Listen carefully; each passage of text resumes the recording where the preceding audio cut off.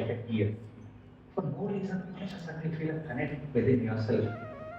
That is experience. So Swami says when you practice something 100 times, the last 25 times is what is going to give you the experience. So practice, practice, practice. So that is what he's going to do. And yeah, when we talk about practice, there was a time when Swami learned some bhajans from some of the students, and he would go back to the student from whom he learned the bhajan. He's the composer. He's the one who's given the idea to the student to compose. He's the one who's given the student the ability to compose and to sing. And what does our sweet Lord do? He goes and learns the bhajans from him. Not only that, he practices the bhajan. He goes back to the composer and he asks, is this correct? Should this line be different? Is it okay? I'll practice and come back. This is our sweet Lord. If the Lord of the universe who has given us virtually everything practices like this, isn't it our duty to do so? And isn't Swami teaching us much more than just the fact of practice through this example? Not just practice, him going back and asking, am I doing it correctly? So isn't our sweet, humble Lord teaching us so much more than just singing the bhajan? I think. So, 25 times learning, 25 times rendering, 25 times internalizing, or what we learn from the Bhava Satsang, or creating our own story with the Lord, internalizing, and last 25 times is being with the Lord, experiencing the Lord in whatever way it flows from within, formless, whatever. Truthfully speaking, we have to ask ourselves, are we doing this initial 3 processes of, okay, depending upon our so many constraints, we may not be able to do 25 times, but are we going through this process of learning, rendering, internalizing, and then the 4th is not a process. 4th is the culmination of the initial 3, experiencing and being with Swami, forgetting sudden, forgetting everything, and then being able to be with Swami, experiencing Swami, merging with Swami. We have to ask ourselves. Only when the initial 3 processes we go through that, on a Thursday, whatever vetting has to take place and whether we are able to render it properly or not, and we talk to ourselves and then we choose the proper bhajan and then learn and render and internalize, then only Thursday we will really be able to experience Swami while singing that bhajan.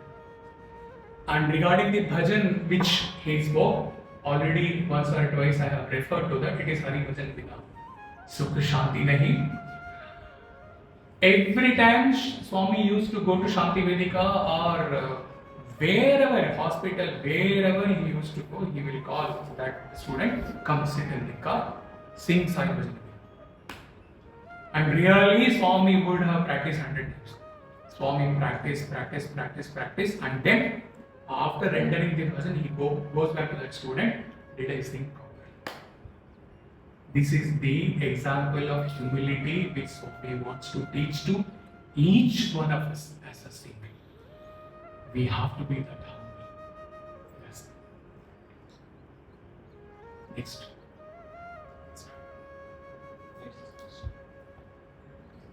Six point four.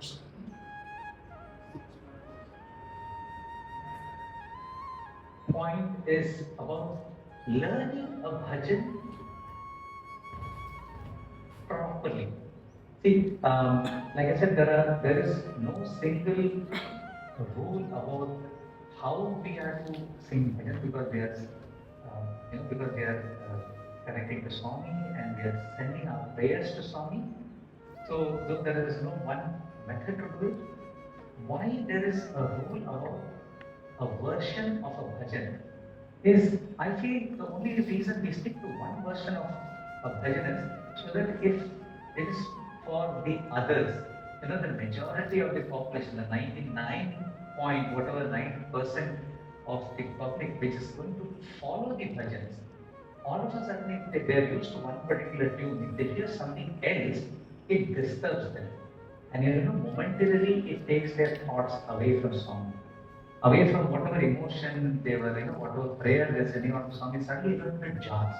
So that is one reason why I feel that we need to have one particular version of a tune, of the words and of the tune.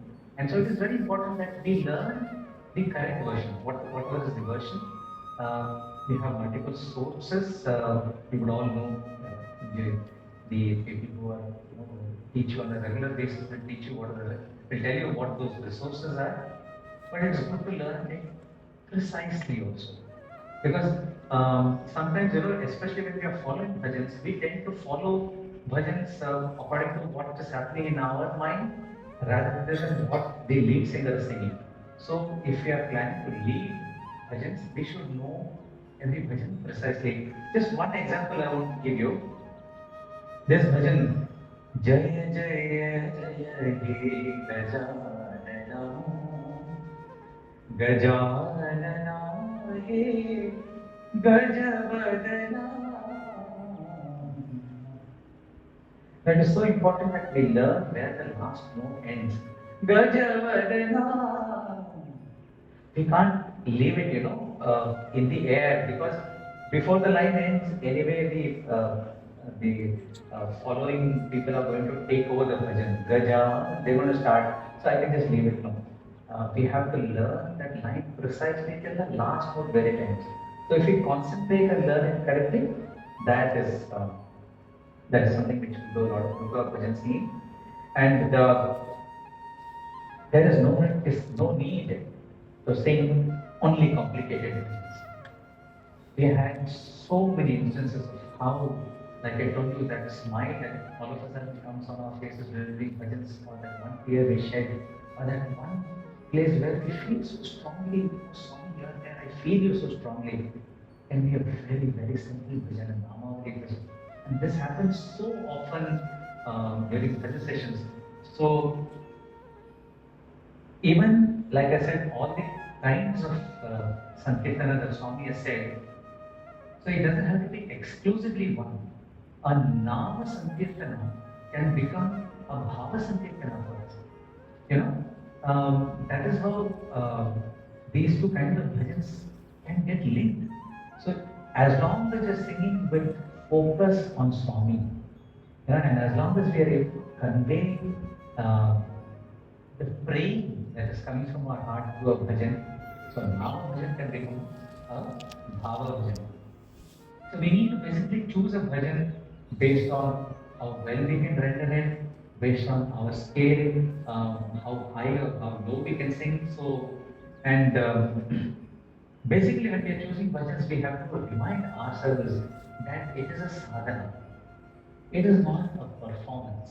It is a sadhana for us, and we are going to help multitudes in their sadhana. So that is what we have to remember, that this is Sankirtan.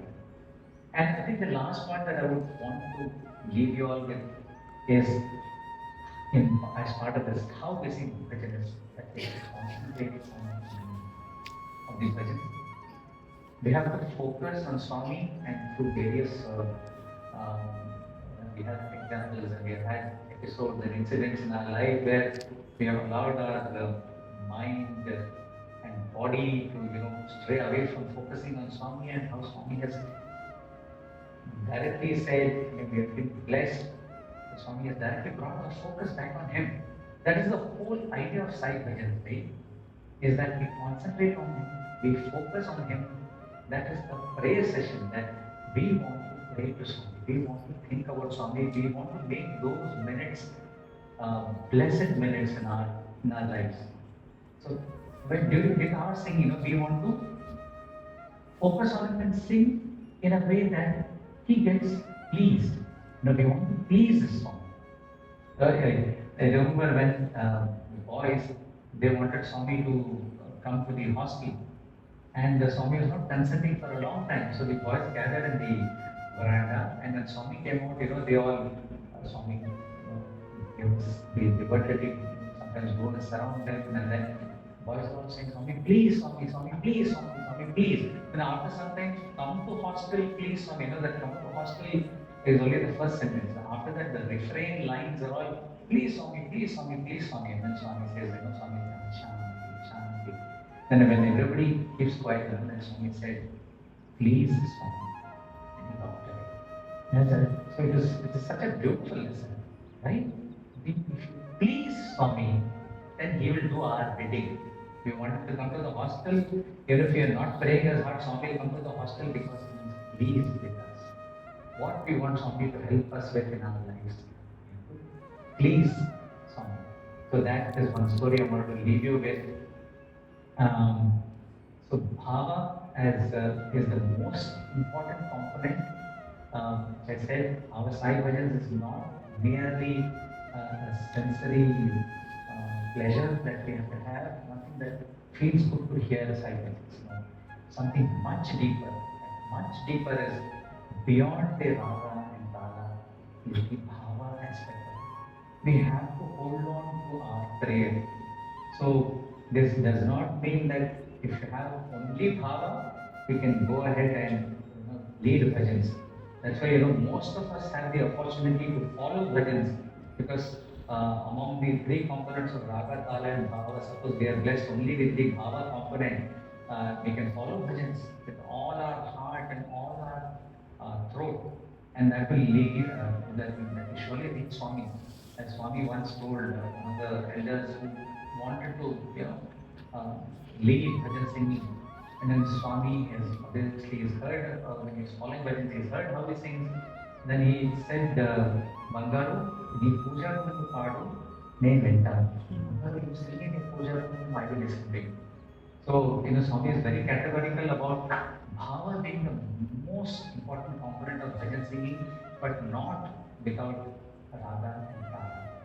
So, those of us who can sing Sai Bhajans, who want to learn, who want to hold on to the sadhana in order to lead Sai Bhajans so that it leads to transformation of us.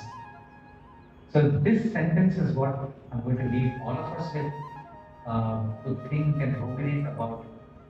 The sentence is more important than what we do to a bhajan is what the bhajan does to us. I thank all of you for this opportunity to share some of my thoughts with all of you regarding Sai Bhajans.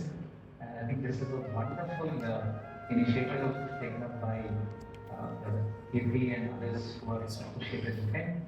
And I pray that Swami is with all of us through this.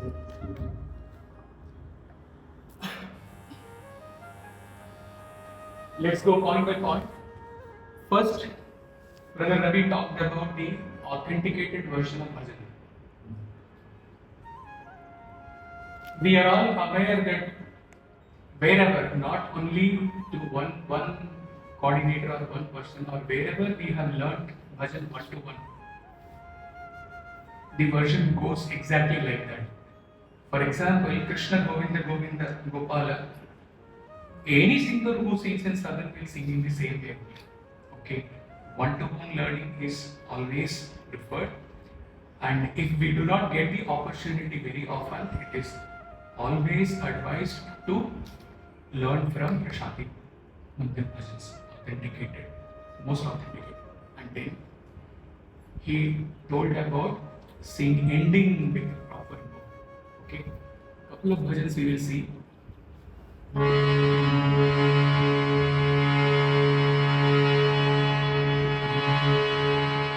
Pandhari निवासा रंगा विठ्ठल हरे पांडुरंग दीनानाथा विठ्ठल हरे. It has to end from from where Pandari will start.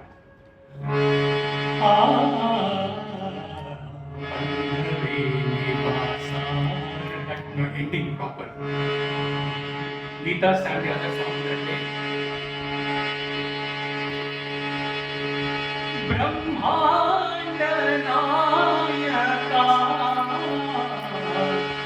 He Sai Sundara He Shama. That ending note. Arj suno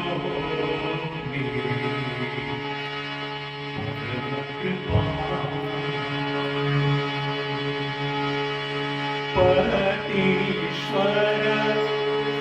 Sai Deva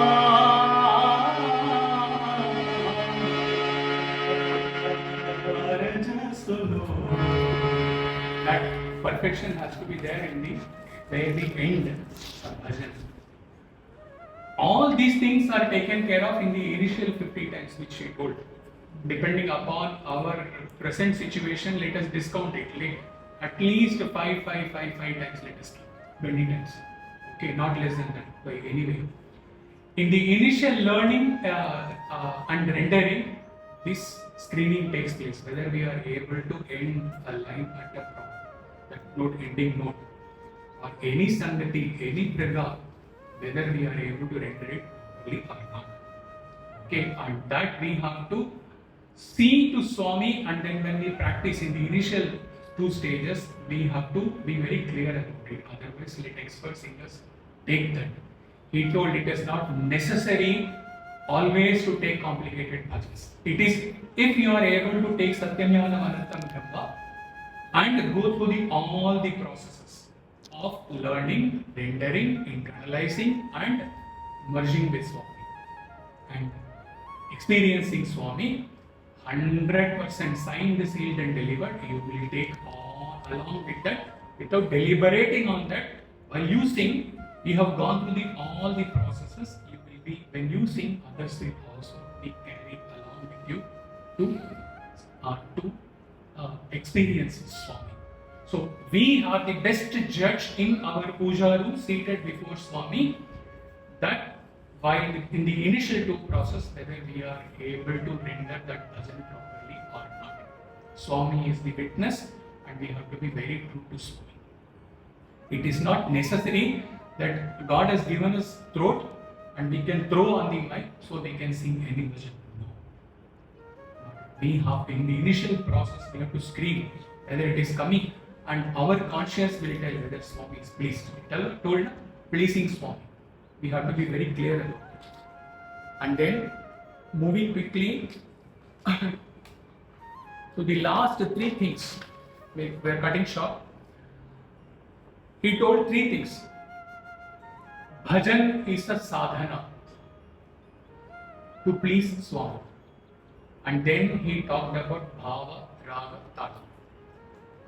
Emphasizing more on bhava, but not to undermine the raga and tala while you learn and render in the initial 2 stages. And then last bhajan, most significant line which we are going to carry today with us. What bhajan does to us is more important than what we do to bhajan. In that, the bhava, raga, tala aspect we will leave because already we had a full satsang on bhava. So what we are going to combine the first and the last point, and we are going to phrase it like this.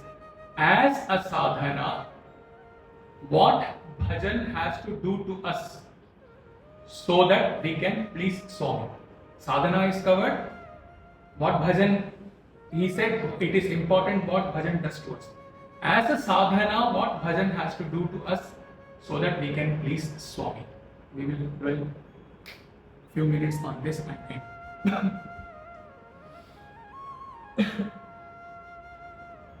When we sincerely go through these 4 processes, 3 processes culminating in the 4th of experiencing Swami,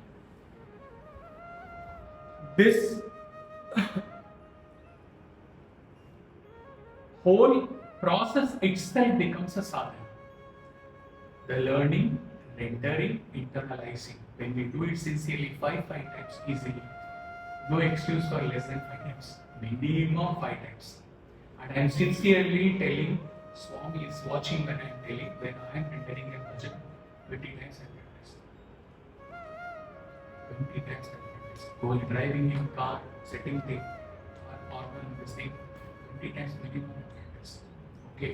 And that will go on till the end. So, this itself, the process itself becomes a sadhana that way.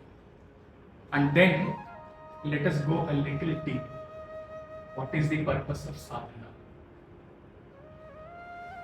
Any sadhana, through any marga, any yoga, what is the purpose of sadhana? The one purpose of sadhana is to reduce and to kill our ego. That is the only purpose of any sadhana, karma, raja, bhakti, whatever it is. Now, only taking the bhajan singing as a sadhana, he told it's a sadhana. The bhajan singing, the entire process, all these three processes culminating into experiencing Swami, the whole sole purpose of this beautiful sadhana is to reduce, we may not be able to kill, reduce our ego, so that we can merge with Swami on that bhajan day, Thursday. We have to think of one thing. So, if you take Satya's case, next year it will be the 50th year of singing. It will be 50, 60, whatever it is. How many years we may be rendering? We have to think of one thing. What happened ultimately to the voice of Lata Mangeshkar? What happened ultimately to the voice of Asha Bhosle? What happened ultimately to the voice of Bhajan? If you think that way, we are singing very well today. Can we guarantee that next 50 years, 60 years, till our death we are going to carry like this? So, in front of them, Lata ji, Asha ji, and Anup Jalota and all, what are we talking about? What singers are we? What is there to be feeling proud about our singing? Okay, this point has to be taken home very seriously. Swami has provided us a very rare opportunity to sing in front of him, and let us stretch this a bit. Swami has provided us an opportunity to serve in his organization as a singer, as a teacher, as a sevak, or as in any capacity. He has blessed us and he has given us this rare opportunity to transform ourselves and to reduce our ego and to proceed towards merging with him. If we had to be in an organization breeding our ego, it can be a social club, it can be any other platform, it can be politics, it can be anywhere. No Sai organizations. So, never ever get carried away by our capabilities in whatever way, in any of the wings. If we are praised, if we are able to do something very well, in whatever capacity, as office bearer or as a devotee or an active member, if people praise you, don't get carried away. Because we have come to this organization to kill our ego, not to breed our ego, not to give more importance to our ego. This is a point to be taken home very seriously. It is important to think what bhajan must do to us. Ravi left us with this point. Let us stretch this to any role in Sai organization in any capacity. It is not, what he said, it is not important what we do to bhajan. So in any capacity in the Sai organization, it is not important what we are doing. It is not important how well we are performing. It is not important what level we have reached to the level of perfection in any capacity we are doing. It is important what bhajan is doing to us. It is important what our carrying out our role as coordinator or in whatever capacity, while doing all these actions, what they are doing to us in terms of transforming us, in terms of reducing our ego, in terms of reaching out to Swami and run towards merging. Let it take 10 bucks, but our only goal is to go and merge with Swami. Each activity in Sai organization, I am extending bhajan singing to all activities. This is the only purpose. The means is what all actions we are undertaking. The end is to reach to Swami with Him. Never, brothers and sisters, never ever take the means as the end. We get carried away when people praise us. We get carried away when we are doing certain things very well. Lataji, Ashaji, all those examples, let us bring all. Very few singers, I am not naming them, they till the death they maintain their voice. Maybe they are realized, we don't know, maybe they are so close to them. Okay, so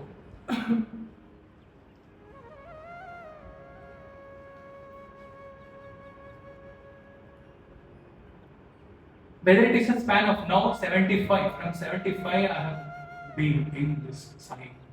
Okay. Some of us may be from birth. Okay. But in the whole span, this 50 years, 40 years, 60 years, 30 years itself is a limited time. Okay. It may appear to be too much. But how many times creation has come, how many times creation has happened, how many times creation, evolution, involution, how many times? Considering that the 30, 40 years is a very, very, very limited time we are given in Sai organization. And suppose, I leave you with this last line. Suppose we saw a movie, not naming the movie, where in one day one person was made the Prime Minister. And he could do wonders in that one day. So, when we are given a limited time and we are given with resources, how intelligently we make use of those resources, how intellectually we think to accomplish our best in the objective sense, in worldly level.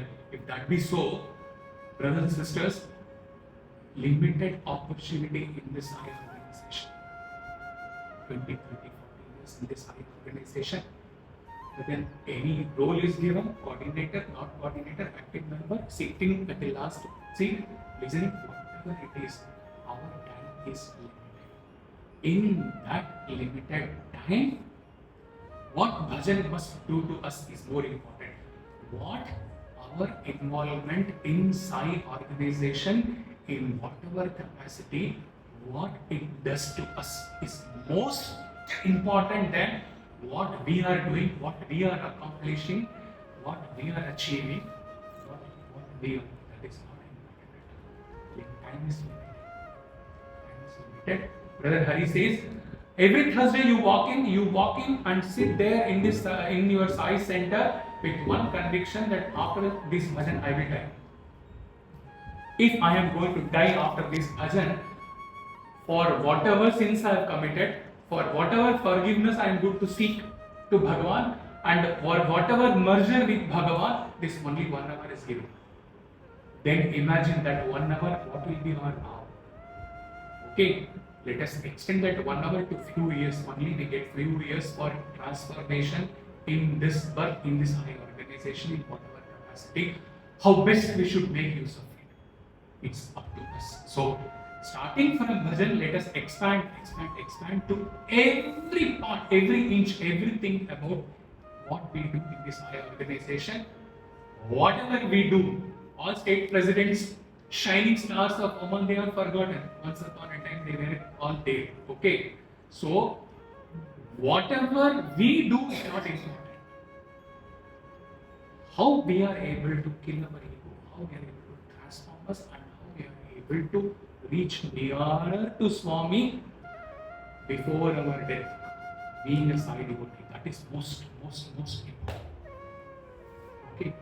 So we have taken the clue from Brother Ravi and we have expanded and we have thought about it, and then let us introspect more on this aspect.